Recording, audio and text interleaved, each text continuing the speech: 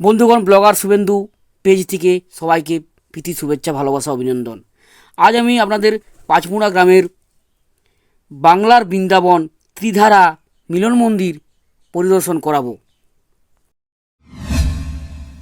পাঁচমুড়া হলো ভারতবর্ষের পশ্চিমবঙ্গ রাজ্যের বাঁকুড়া জেলার অন্তর্বর্তী একটি গ্রাম। এই গ্রামের উক্ত জেলার খাতড়া মহকুমা তালডাগানা পঞ্চায়েত সমিতির অন্তর্গত একটি গ্রাম পঞ্চায়েত। বিষ্ণুপুর শহর থেকে 21 কিমি দূরে অবস্থিত এই পাঁচমুড়া গ্রামটি বাঁকুড়ার ঘোড়া নামে পরিচিত। এক ধরনের টেরাকোটা লোকশিল্পের জন্য বিখ্যাত। বর্তমানে এই শিল্পকর্মটি ভারতীয় হস্তশিল্পের প্রতীক। 2022 সালে 1 জুলাই এই টেরাকোটা গ্রাম পাঁচমুড়াতে বিশিষ্ট সমাজসেবী ব্যবসায়ী ভজন দত্তের একক প্রয়াসে গড়ে তোলা হয়েছে। এই যে আপনাদের আজ পরিদর্শন করাচ্ছি বাংলার বৃন্দাবন ত্রিধারা মিলন মন্দির।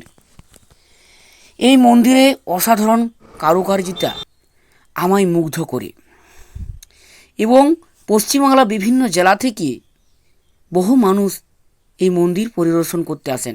সত্যি এই মন্দির গেলে একটা আকর্ষণ, যেমন মনে হয় ভগবান বিরাজ করছেন, যেমন মনে হয় যে বাংলার বৃন্দাবন না এটা উত্তরপ্রদেশের বৃন্দাবন, কিছু বোঝাই যায় না।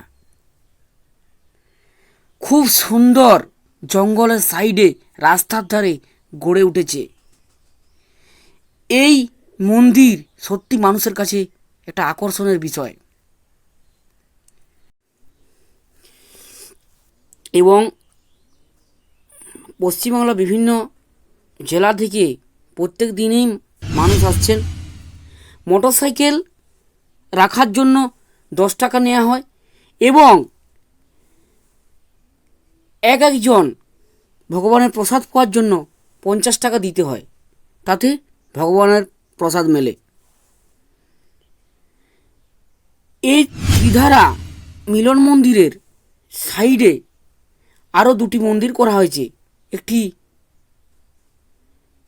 ভগবান শ্রী রামচন্দ্রের এবং তার পাশে হচ্ছে ভগবান শিবের, এবং ওর সাইডে যে বট গাছ, সেই বট গাছটিও কিন্তু আকর্ষণের কেন্দ্রবিন্দু।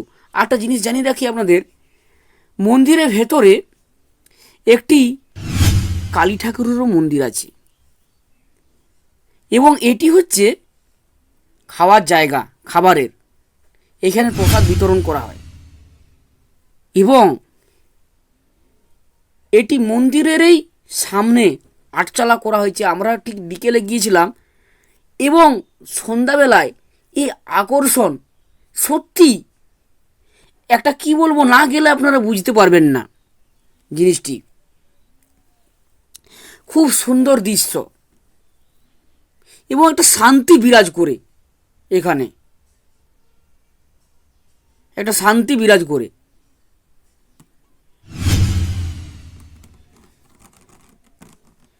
এবং ভগবান শিবের একটি মূর্তি গড়ে তোলা হয়েছে, যেটি দেখে আমার মন জুড়িয়ে গেল।